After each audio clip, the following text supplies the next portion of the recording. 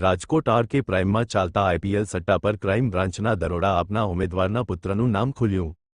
રાજકોટ શહેર crime બ્રાન્ચે 150 foot ring road પર આવેલા આરકે પ્રાઇમ બિલ્ડિંગમાં દરોડો પાડી આઈપીએલ સટ્ટાના મોટા નેટવર્કને ઝડપી પાડ્યું છે. આ કાર્યવાહીમાં પોલીસે જયદીપ જાદવ અને ગુનાહિત ઇતિહાસ ધરાવતા દર્પણ બારસિયાની ધરપકડ કરી 55,000નો મુદ્દામાલ જપ્ત કર્યો છે. તપાસમાં ચોંકાવનારો ખુલાસો થયો છે કે આપના ઉમેદવાર પરેશ શિંગાળાના પુત્ર વત્સલ શિંગાળા દ્વારા જ સટ્ટા માટેની આઈડી આપવામાં આવી હતી. હાલ વત્સલ સહિત અન્ય 4 શખ્સો ફરાર છે, જેમને પકડવા પોલીસે ચક્રો ગતિમાન કર્યા છે. ડીસીપી જગદીશ બાંગરવાએ આગામી દિવસોમાં પણ સટ્ટાખોરો સામે કડક કાર્યવાહીની ચીમકી ઉચ્ચારી છે. અહેવાલ સંજય પોપટ. રાજકોટ શહેર ક્રાઇમ બ્રાન્ચ દ્વારા આઈપીએલમાં ક્રિકેટ સટ્ટો રમાડતા 2 ઇસમોને આરકે પ્રાઇમ બિલ્ડિંગમાં ઓફિસ ખાતેથી પકડી પાડવામાં આવે છે.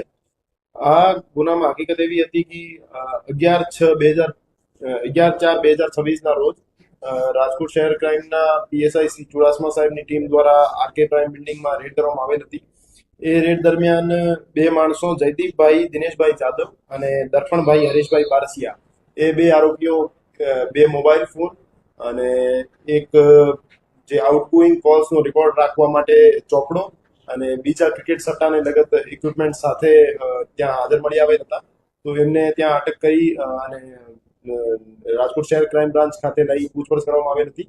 આ ગુનામાં જે 2 આરોપીઓ પકડાયા છે, આ સિવાય 4 આરોપીઓ નાસ્તા પડતા ખુલવા પામેલ છે. એમના નામ એ જે 4 નાસ્તા પડતા આરોપીઓ છે એ વત્સલ પરેશભાઈ શિંગાળા, વિજયભાઈ ઉર્ફે વીએમ, દેવાંગ ડાબી અને જેડી નામનો ઇસમ છે.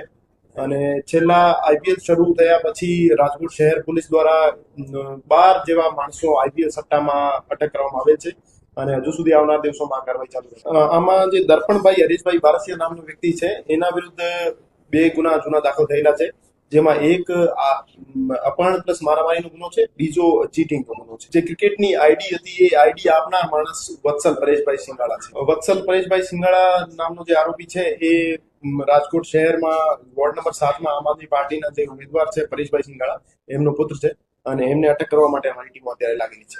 આ આઈપીએલ શરૂ થયા પછી આજે ક્રિકેટમાં સટ્ટો રમાડવાની પ્રક્રિયા હતી એ ચાલુ. જ્યારથી આઈપીએલ શરૂ થયું છે ત્યારથી રાજકોટ શહેર પોલીસ દ્વારા અલગ અલગ પોલીસ સ્ટેશનમાં વિવિધ કેસો દાખલ કરી 12 જેવા આરોપીઓને ક્રિકેટ સટ્ટામાં અટક કરવામાં આવેલ છે.